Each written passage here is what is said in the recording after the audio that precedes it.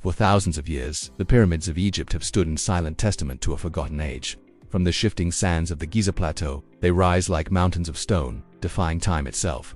We are told they were simple tombs, grand monuments for pharaohs, built with nothing more than brute force and primitive copper tools. But as we look closer, as we peel back the layers of accepted history, new evidence suggests the truth may be far more complex, far more astonishing than we ever imagined. The story we've been told might only be the beginning. What if these ancient structures hold secrets that could rewrite our understanding of the past? Look at the Great Pyramid. It is composed of an estimated 2.3 million stone blocks, some weighing as much as 80 tons, lifted and placed with an accuracy that is, frankly, baffling.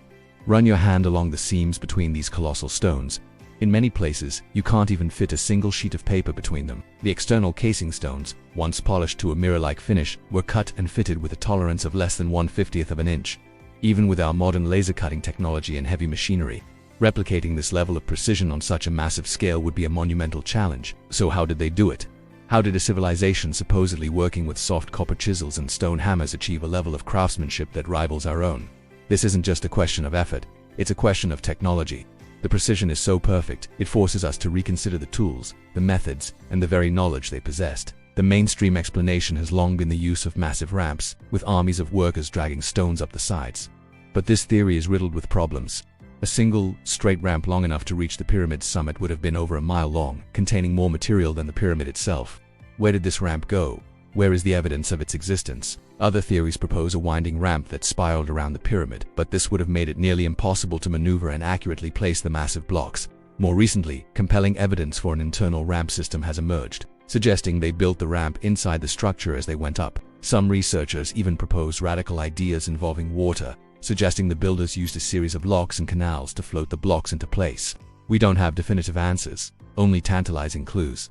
The silence of the historical record on the actual construction methods is one of the biggest mysteries of all. It's as if the most important chapter of the story was deliberately torn out. Let's venture inside, into the heart of the Great Pyramid. The design is as bewildering as its construction.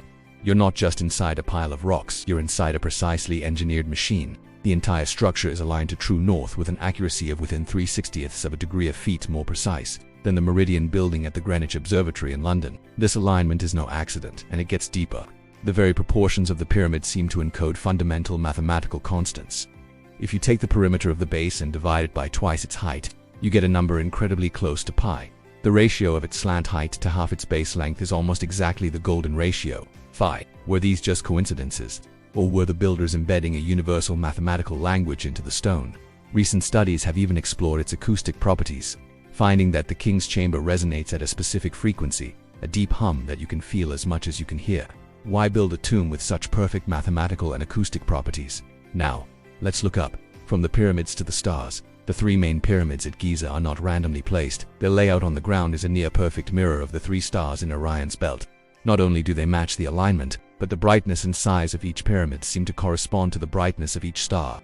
For the ancient Egyptians, the constellation of Orion was directly associated with Osiris, the god of rebirth and the afterlife. The so-called air shafts pointing out from the King's and Queen's chambers were on for air at all. They were star shafts, aligned with incredible precision to specific stars, including those in Orion, at the time the pyramids were built. Was this merely symbolic, a way of connecting the deceased pharaoh to the heavens, or did it serve a more functional purpose, a kind of celestial machine designed to facilitate a journey to the afterlife? The connection is too strong, too deliberate to be dismissed. The pyramids are not just anchored to the earth, they are tied to the cosmos. So, where does this leave us? We are faced with a cascade of unanswered questions. Why are there no detailed records, no blueprints explaining how the greatest structures of the ancient world were built? Where did this incredible leap in engineering and mathematical knowledge come from? It seems to appear suddenly in the Egyptian historical record, and then, centuries later, much of the knowledge seems to fade away. It's as if a light was switched on, allowing for these miracles of construction, and then slowly dimmed, leaving later generations to wonder how it was all done.